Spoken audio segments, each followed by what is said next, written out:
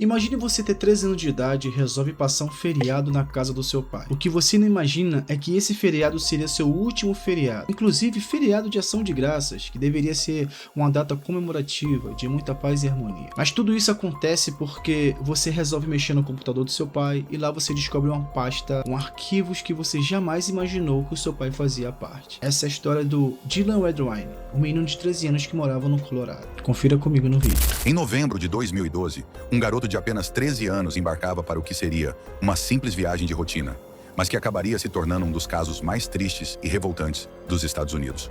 O nome dele era Dylan Redwine. Eu já aviso que este caso de hoje é pesado e posso dizer que insalubre, para não usar um termo mais forte. Então, se não estiverem preparados, eu vou entender. Você está nos arquivos macabros. Se você gosta de histórias reais que desafiam a lógica e arrepiam a alma, inscreva-se agora no canal. Ative o sininho, deixe seu like e compartilhe este caso com alguém que ainda não conhece a terrível história de Dylan Redwine. Agora vamos aos fatos. Dylan morava com a mãe, Elaine, e não queria de forma alguma fazer uma viagem que já estava programada. O feriado de ação de graças se aproximava, e por ordem judicial, ele precisava passar alguns dias com o pai, Mark Redwine, em uma pequena e fria cidade de Vallecito, no Colorado. Os pais eram divorciados e a relação entre Dylan e Mark já vinha estremecida há tempos. Ainda assim, o menino, tentando cumprir o combinado, embarcou no voo e enviou uma mensagem para um amigo dizendo que chegaria em breve. Seria a última vez que alguém ouviria a voz de Dylan. Horas depois de chegar à casa do pai, ele desapareceu. Mark Redwine contou à polícia que, na manhã seguinte, havia saído de casa por volta das 7h30 para resolver algo na cidade. E, ao retornar, Dylan não estava mais lá. Disse que imaginou que o filho tivesse ido encontrar amigos. Mas quando o tempo passou e o menino não deu notícias, a mãe percebeu que algo estava muito errado. E o que acontece? A Elaine, desesperada, começou a ligar insistentemente para o ex-marido e para os amigos do filho. Sem respostas, ela acionou a polícia e iniciou uma busca frenética. A comunidade de Vallecito se mobilizou. Equipes de resgate, helicópteros e voluntários passaram semanas inteiras vasculhando florestas, rios congelados e trilhas montanhosas. Mas nenhum sinal de Dylan foi encontrado. E por incrível que pareça, somente 7 meses depois, em junho de 2013, veio a pior notícia possível sobre o desaparecimento de Dylan. Parte dos restos mortais do menino foi descoberta em uma área isolada das montanhas San Juan, a cerca de 12 quilômetros da casa do pai, o Mark.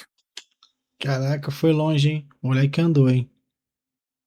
O que me choca aqui é o simples fato de, já que o pai gostava de fazer essas coisinhas erradas, para que ele foi brigar para ter a criança ali com a guarda compartilhada?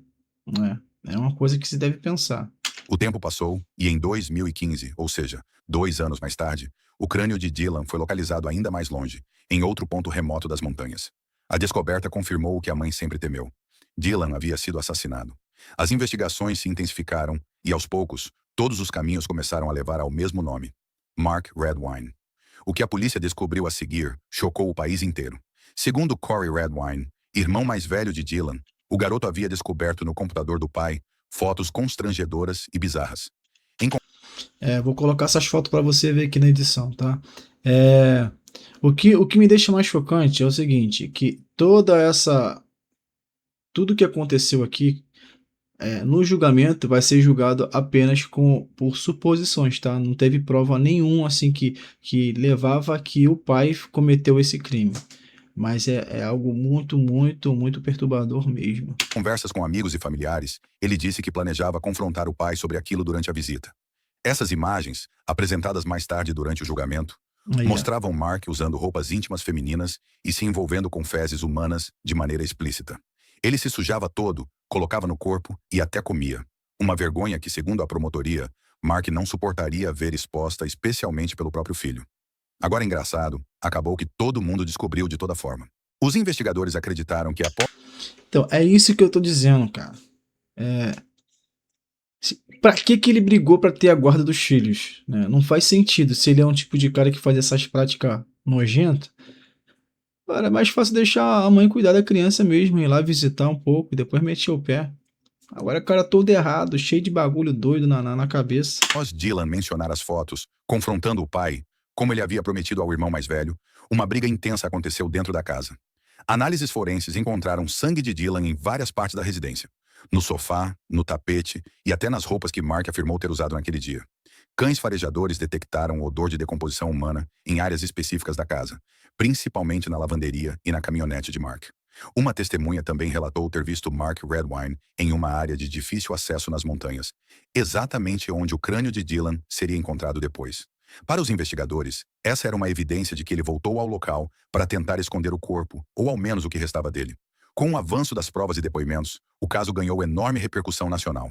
Em novembro de 2017, Mark Redwine foi preso oficialmente pelo assassinato do próprio filho. O julgamento, no entanto, só começou em 2021, quase uma década depois do crime. Há pouco tempo, né? No caso, foi o quê? Há 5 anos atrás? Então ele demorou muito. E é bom lembrar que ele continuou fazendo algumas reportagens com os familiares em alguns programas, tá bom? Foi uma coisa meio estranha. Durante as audiências, o júri ouviu testemunhos emocionantes da mãe, do irmão e de peritos forenses. As fotos, os vestígios de sangue e os rastros de GPS foram apresentados em detalhes. Medrosos e medrosas, Mark manteve-se em silêncio na maior parte do tempo, negando qualquer envolvimento. Mas as provas falavam mais alto. Após semanas de julgamento, ele foi considerado culpado por homicídio em segundo grau e abuso infantil resultando em morte. A sentença dele foi de 48 anos de prisão. Durante a leitura da pena, o juiz não escondeu o desprezo. Disse que Mark agiu com crueldade, que tentou esconder a verdade e que nunca demonstrou um pingo de arrependimento. Enquanto Elaine chorava em silêncio no tribunal, Mark permaneceu impassível, olhando para o chão sem emoção, sem remorso. Detalhe: até hoje ele continua afirmando ser inocente. Ele diz que as fotos foram forjadas e que alguém teria armado uma conspiração contra ele. Mas para todos que acompanharam o caso, uma coisa é certa: Dylan Redwine confiou no próprio pai e acabou encontrando a morte nas mãos dele. Um crime que expôs o lado mais sombrio da natureza humana e deixou marcada para sempre de forma cruel a história desta família. Ele demorou 10 anos para ser julgado. É um caso muito chocante, né? A criança de 13 anos, cara. É muito triste saber que talvez o próprio pai tenha feito isso. E já pensou se realmente esse cara fosse inocente? É claro que nessa época não existia inteligência artificial, nem como assim forjar algo desse tipo. Ali era nítido que era ele na foto. Mas até que a foto não era crime, mas tudo indicava que foi ele que cometeu esse crime, né? O que você acha desse caso? Comente aqui embaixo, segue o canal, a gente vai melhorar aqui cada vez mais os vídeos. E é isso, meu nome é Anderson e valeu.